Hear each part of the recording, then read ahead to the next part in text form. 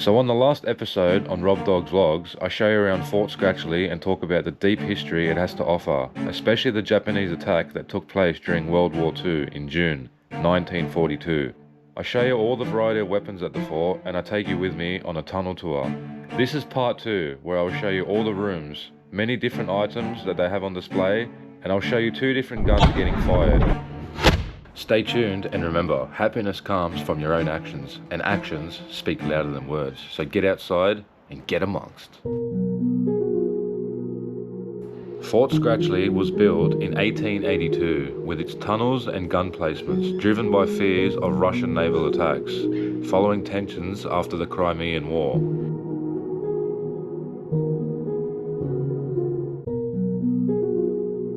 Just ahead is the Commandant's Cottage, which is a historical military residence built in 1886.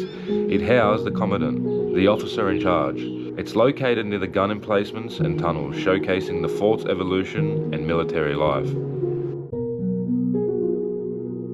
Many rooms and areas in Fort Scratchley are inaccessible to the general public for a combination of reasons, including safety, accessibility, functions, and the requirement for guided tours. So there is a few rooms where you have to use your imagination. But as I look around and put myself in the people's shoes that were living in and around the fort of that day of the attack by the Japanese, I think this fort shows it was a success. And as I mentioned, it did make the Japanese retreat. But after they landed over 30 shots, you could only imagine how much damage would have been caused if it wasn't for the fort's defense. Right in here you got Barracks 7. See, all the houses back in the days had fireplaces because it was so cold, and that was the way to keep warm before electricity. Sir William Francis Drummond Jervois was a British military engineer, diplomat and colonial governor who was instrumental in designing fortification systems across the British Empire. Jervois was a leading expert in defence and known for his work on the Palmerston forts in Britain and advising on defences to Canada, India, Australia and New Zealand. Clothes from a very long time ago, I'm assuming. The old wooden treasure box, the old bed frame. It's made out of metal. He was governor to the Straits Settlements and served in 1875 to 1877 as a key role in putting an end to the uprising in the Malay Peninsula. He was governor in South Australia from 1877 to 1882, and he was known for advocating responsibilities, progress, and laying the foundation stones for the University of Adelaide. So over here, they're going to fire this weapon first. It's called the timer cannon. This person down here with the earmuffs on, he does his job every day. Now he's got to make a lot there because he's starting to get a bit old and shaky. But old Norm will be 98 next week. Oh, wow. And you can't hear anything you say. Nice. Yeah, so after he fires the gun, give him a round of applause just to give him that encouragement. Yeah. But then sing happy birthday to him. And clap. Right? And clap. Oh, and clap. I told him that, yeah. Hey, hush! Whoa!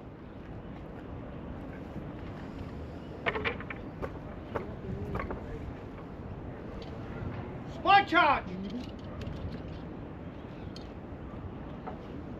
Prime charge!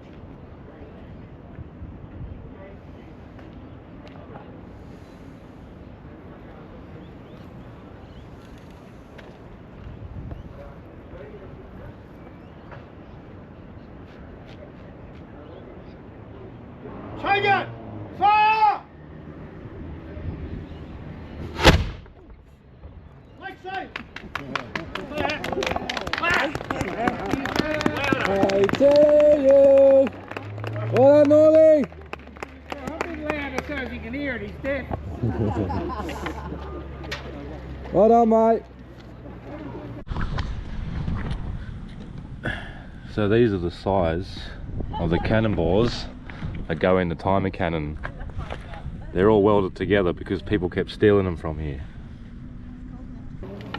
And that's where the smoke comes Alright, now we're going to head over to the other gun and they're going to fire 3 rounds out of this big bad boy.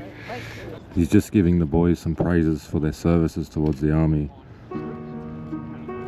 in saying they're doing a very good job at it. Today some of the boys are going to get promoted.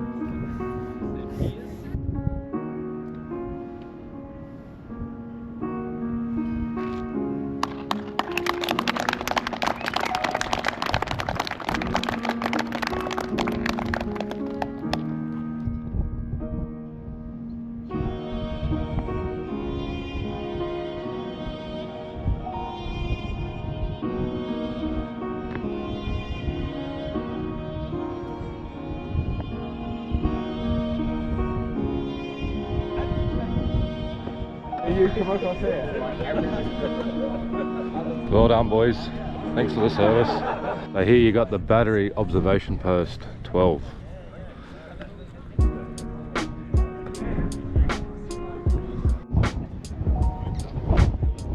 They're just over there now, preparing the gun to fire. I'm not sure how well you can hear me with the wind.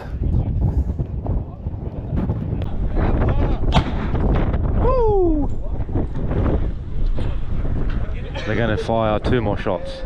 They got to pierce the bag. Oh, bah!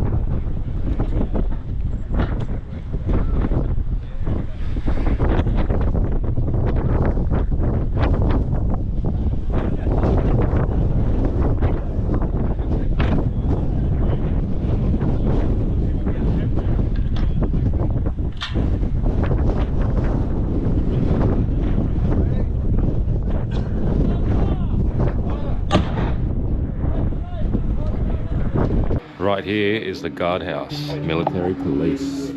Regular guards were a constant presence at the fort, especially during wartime. The facility itself housed standard military personnel rather than a dedicated military police unit as a primary function of the building. The Joint Military Police are a modern Australian Defence Force unit with specific policing and law enforcement responsibilities across the ADF.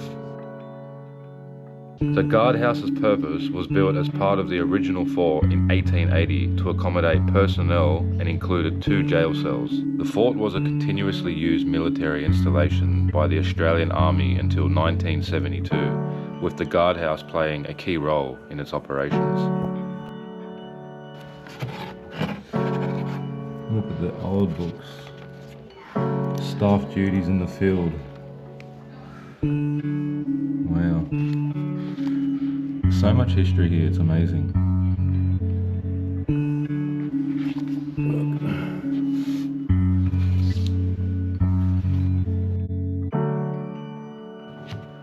This is a very, very old book. Look at that. Wow. If I had the time, I would sit here and read it all day, but I don't.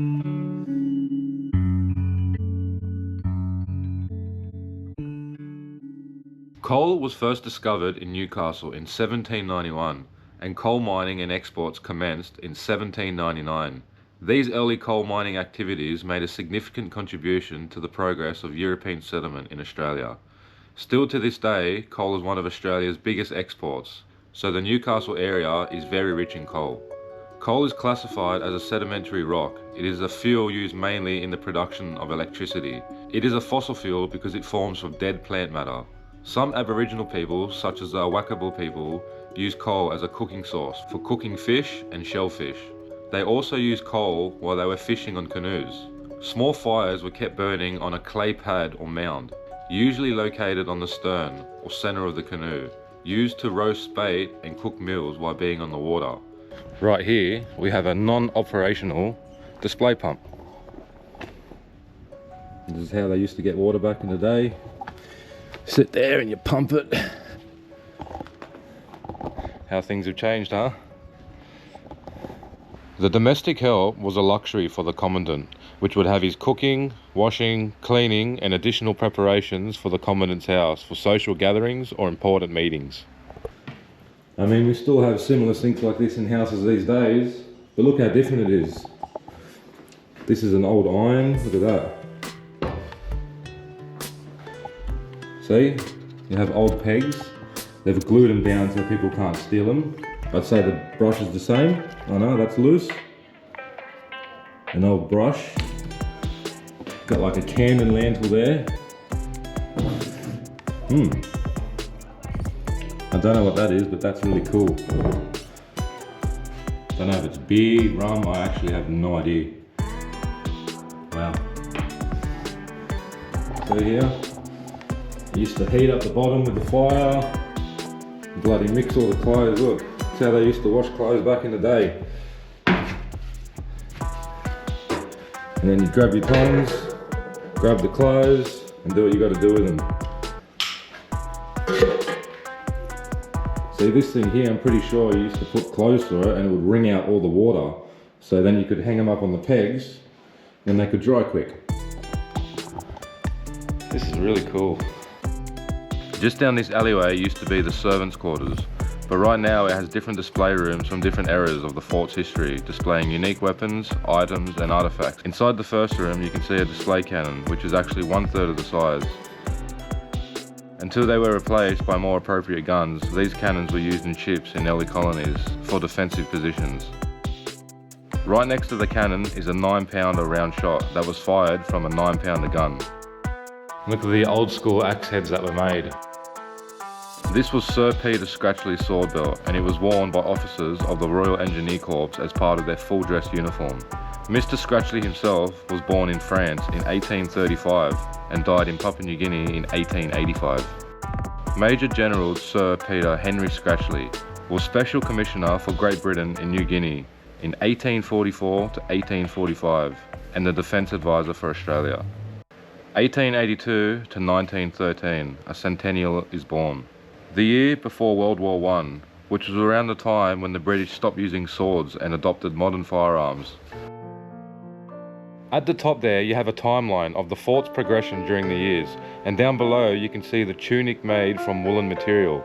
It originated from the 1st Artillery Units in New South Wales, who adopted the traditions and dress of the British Royal Artillery. These coats remained as the standard uniform artillery bands up to the 60s.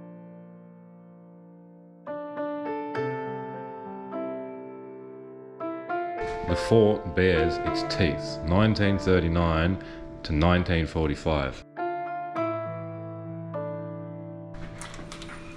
What are we going to find in here? Ooh, ooh. Here we go.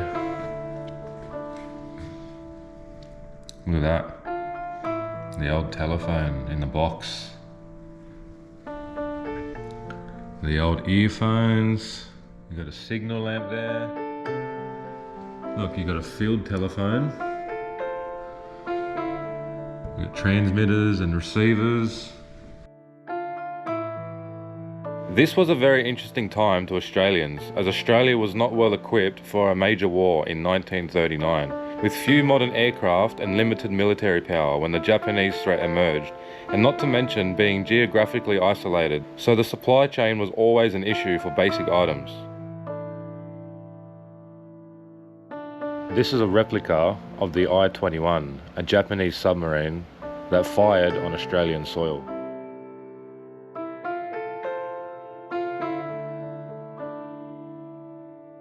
The war spurred huge growth, expanding industries and creating hundreds of new factories, even bringing women into the workforce for war production. The desperate need led to innovation, and the army inventions received many ideas. Coming up with local solutions, the defence industry grew significantly. Despite local efforts, Australia relied heavily on Britain and the United States for weaponry. In essence, Australia's technology wasn't good initially, but became very capable through mobilisation and innovation. Right here is the sword and outfit that belonged to a very important man, Major Francis Vere Thompson, who lived a very long life, from 1893 to 1985. He was a prominent Australian architect and military officer who served in both the First and Second World Wars. Thompson's presence at Fort Scratchley highlights the critical role of the fort and its command structure in defending Newcastle and Australia's east coast during the early days of World War II. He had a son also named Francis Vere Thompson, who also served in the Australian Army and became a lieutenant colonel.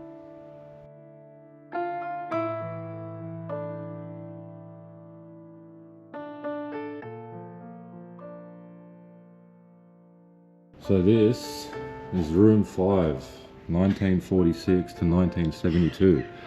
The fort carries on. Here you got some of the old aid. Look at that. Some old bandages. You got some insect repellent. You got some eardrum protectors. The elements of the first aid. You got some more insect repellent.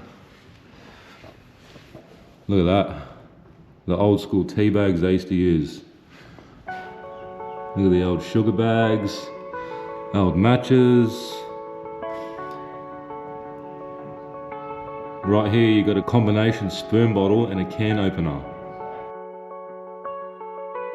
See, these are the old trousers and the clothes they were wearing from 1954 to 1960. Though the major fighting ended in 1945, the fort was still a key military asset, with its defences adapted for future warfare. After World War II, Fort Scratchley continued its use for defence, but was also used for training. The Australian Army left in 1972, and after some guns were moved and then returned, the site underwent renovations and reopened as a museum in the 2000s. So here you have the Exhibition Room 8. Australian Women's Army Service, AWAS, 1940 to 1947. I don't think you can go in any of these rooms anymore.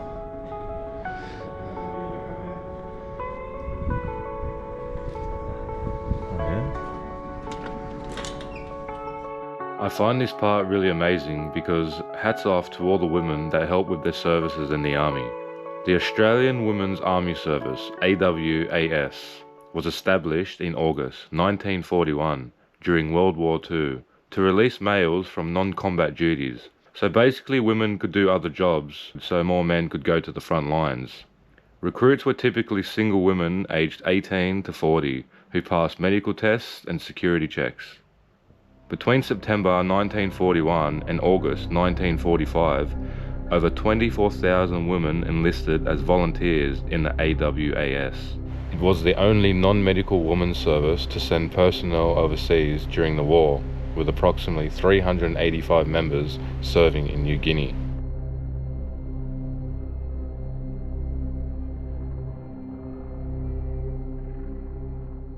This is the new guardhouse, and I would just like to take the time to talk about the heroic ANZACs and their role in World War II. The Second World War was the first time in Australian history where Australian civilians were conscripted to fight.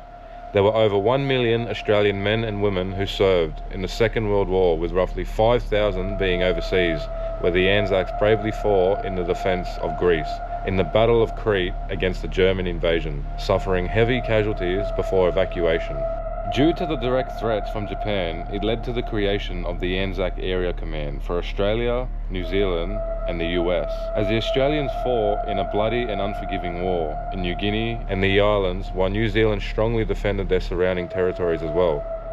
Australia became a vital base with significant industrial mobilisation and air raid defences, and both nations contributed forces to the Royal Air Force and the Royal Navy fighting in the Battle of Britain, Atlantic convoys and bombing campaigns.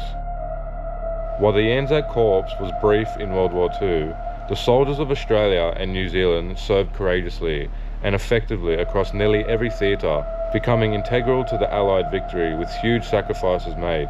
But sacrifices are never forgotten. This is why we should never forget or disrespect those who came before to protect what we have now. So from the bottom of my heart to all the men and women who gave their lives, their freedom, their limbs, their minds, their hearts and souls, thank you.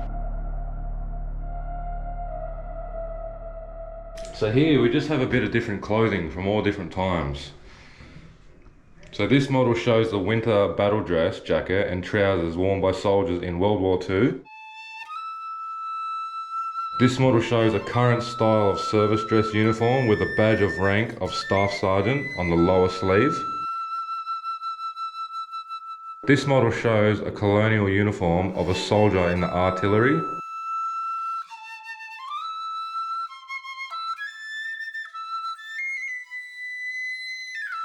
Major General John Whitelaw, 1921 to 2010. Wow, he lived a good life. Now let's not forget one of the most important parts of this. The appreciation to all the soldiers that went to war in the military, all the long service medals. This is quite amazing, isn't it?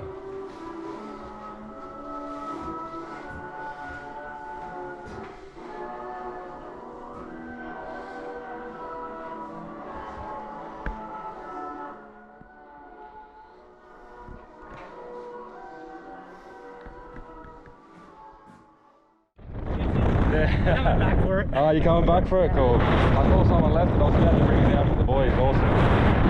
Yeah, alright mate. Thanks for your service, buddy. Have a good one, mate. Thanks again, boys. Enjoy your day. I've really enjoyed my time here. I'm going to get a souvenir. Okay. Well, We need to work out what we want though.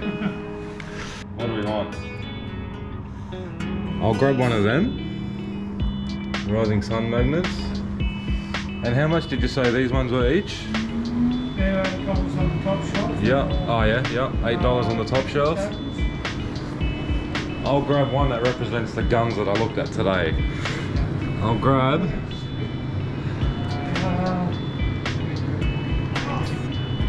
which gun do I want is the question. Yeah, I'll grab the Gatling gun.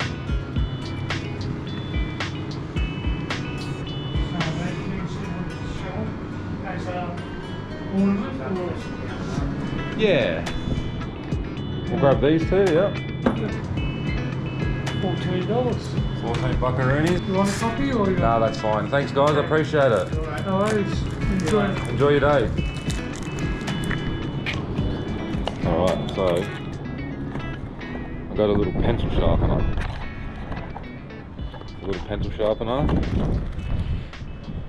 And I got the Rising Sun metal fridge magnet. Take it easy, gentlemen. Happy 98th birthday next Thanks, week. mate. Have a good one. You have a good man. See you, buddy. I'm 98, mate. 98th birthday. What a bloody legend that man is. Thanks for watching, guys. I appreciate it.